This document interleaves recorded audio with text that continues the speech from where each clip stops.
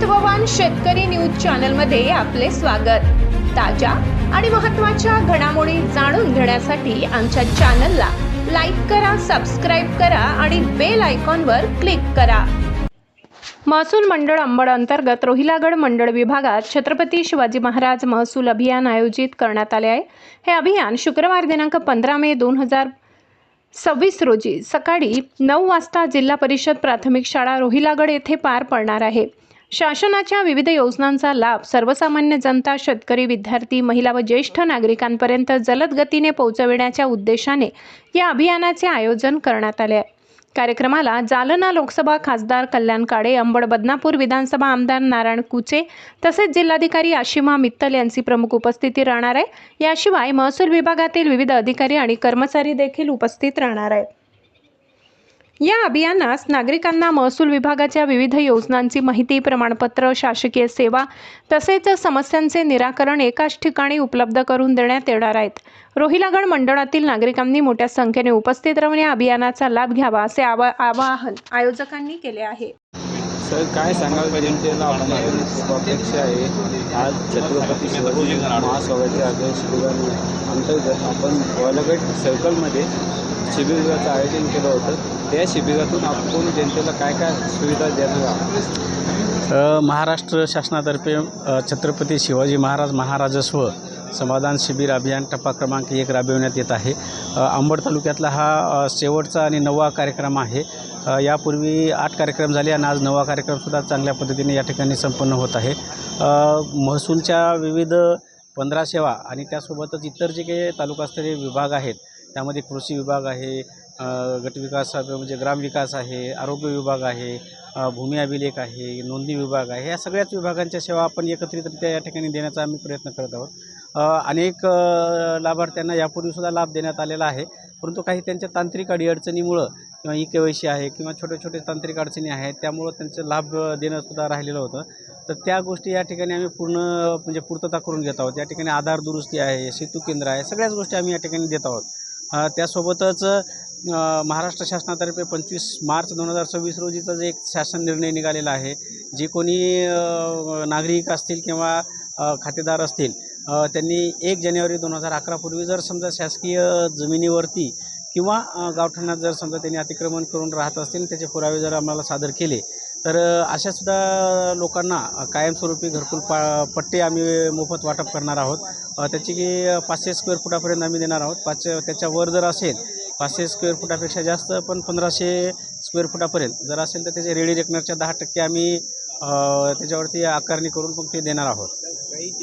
काही जो धारक आहेत त्यांच्याकडे कुठलाही पुरावा नाही, तसं त्याला कसं देणार? ते जर समजा 2011 पूर्वीपासून त्या ठिकाणी अतिक्रमण करत असलेले असेल आणि त्यांनी जर समजा जिओ टॅगचा फोटो जर दिला तर आम्ही टाईमलाईनवरून आम्ही शोधून जर 2010 किंवा 2009 किंवा त्यापूर्वी कधी जरी अतिक्रमण असेल 1 जानेवारी 2011च्या पूर्वीचं, त्याचे जर पुरावे आम्ही सिद्ध झाले आमच्याकडं, तर आम्ही त्यांना 100% त्याचा लाभ देणार आहोत। परंतु जर पुरावे नसतील तर मग त्याविषयी कारवाई करता येणार नाही। जनतेकडे कुठलाही पुरावा ग्रामपंचायतने त्यांना काहीतरी देणं अपेक्षित असतं, पण ग्रामपंचायतने त्यांना आतापर्यंत कुठलाही त्यांना पुरावा न देता ते आज गायगान धारकावून त्यांचे जागावर घरं, पक्के घरं बांधलेले, तर त्यांच्यासाठी मग कसं आहे? मी तुम्हाला थोड्या वेळापूर्वी तेच सांगितलं, जिओ टॅगिंगचा फोटो जर आणला तर सॅटेलाईटद्वारे आम्ही त्याची माहिती घेऊ आणि जर त्याचं जर काही 2011 पूर्वी असल्याचं आम्हाला जर पुरावा सापडला तर 100% त्यांना मदत होईल। आणि ग्रामपंचायतीलासुद्धा BDO असतील किंवा ग्रामसेवक असतील, ग्रामविस्तार अधिकारी असतील, सर्वांची ट्रेनिंग आम्ही घेतलेली आहे, सर्वांना आवश्यक त्या सूचना दिलेल्या आहेत आणि काय कारवाई करायची आहे याविषयी सविस्तर मार्गदर्शन करण्यात आलेलं आहे। आपण जे लोक आहेत तात्काळ आपला जो काही अर्ज आहे ग्रामसेवकाकडे द्यायचा आहे, ग्रामसेवकाला आम्ही सांगितलेलं आहे, तलाठ्याला आम्ही सांगितलेलं आहे, त्यांच्याकडे दिल्यानंतर मग पुढची 100% कारवाई होणार आहे।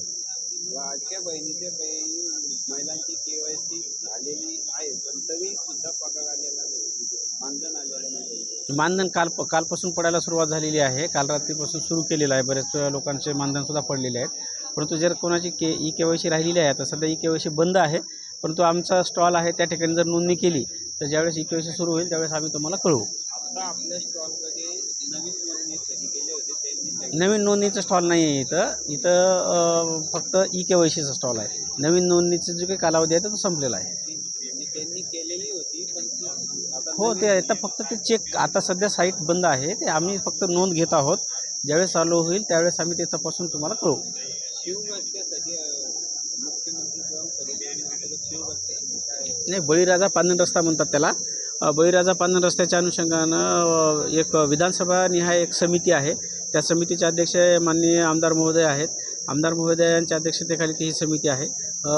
ज्या आता आपल्या या विधानसभेतील जे काही आपले अंबड तालुका जो आहे त्या अंबड तालुक्यातल्या अनेक गावचे सर्वेक्षण झालेलं आहे. मोजणीचे डेट्स आम्ही काढलेले आहेत. आताच TILR सोबत चर्चा झालेली आहे. 29 मेपर्यंत त्यांनी शेड्यूल ठरवून दिलेलं आहे. व त्याविषयी मोजणी झाल्यानंतर जर प्रस्ताव पुढं आमच्याकडे येईल आणि त्यानंतर आमदार महोदय आणि आमची जी समिती आहे त्याच्यानंतर आम्ही ते कारवाईपूर्वक करणार आहोत.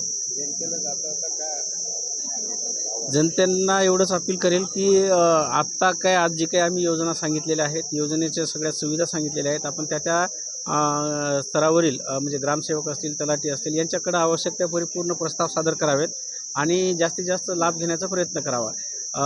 त्यासोबतच आपण जर त्यांच्याकडे दिलेलं असेल तर पात्र असतील तर 100% त्याला लाभ भेटेल. विनाकारण कोणीही इतर काही दलाल किंवा जे काही मध्यस्थ असतात त्यांच्याकडे आपण जाऊ नये. फक्त अधिकृत व्यक्तीकडं मार्फतच अर्ज करावा, जेणेकरून आपल्याला काही आपली फसवणूक होणार नाही आणि शासनाची सेवा जी आहे तर आपल्यापर्यंत डायरेक्टली येतील. धन्यवाद.